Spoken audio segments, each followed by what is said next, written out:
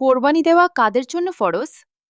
ইসলামে কোরবানি করা সবার উপরে ফরজ নয়, তবে কিছু নির্দিষ্ট শর্ত পূরণ হলে তা ওয়াজিব হয়ে যায়।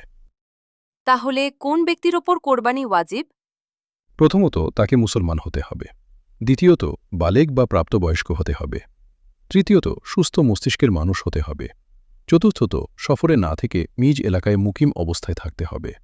এবং সর্বশেষ, নিসাব পরিমাণ সম্পদের মালিক হতে হবে। নিসাব মানে হল, যদি আপনার কাছে বর্তমানে 52.5 তোলা রূপার সমমূল্যের টাকা বা সম্পদ, যেমন নগদ টাকা, সোনা, ব্যবসার পণ্য ইত্যাদি থাকে, তবে আপনার ওপর কোরবানি ওয়াজিব। এই টাকার পরিমাণ রূপার বর্তমান বাজার দরের ওপর নির্ভর করে প্রতি বছর পরিবর্তিত হতে পারে। তাই আপনার যদি এই সামর্থ্য থাকে, তবে আল্লাহর সন্তুষ্টির উদ্দেশ্যে কোরবানি দেওয়া আপনার জন্য আবশ্যক। আল্লাহ আমাদের সবাইকে সঠিক পন্থায় কোরবানি করার তৌফিক দান করুন। আমিন। ভিডিওটি ভালো লাগলে এবং তথ্যগুলো গুরুত্বপূর্ণ মনে হলে কমেন্টে মাশা আল্লাহ বা আলহামদুলিল্লাহ লিখতে ভুলবেন না। আপনার একটি শেয়ারের মাধ্যমে হয়তো অন্য কেউ এই গুরুত্বপূর্ণ নিয়মটি জানতে পারবে। মনে রাখবেন, আপনার শেয়ারের কারণে যত মানুষ এই আমলটি শিখবে, তা সওয়াব আপনার আমলনামায়ও যোগ হবে।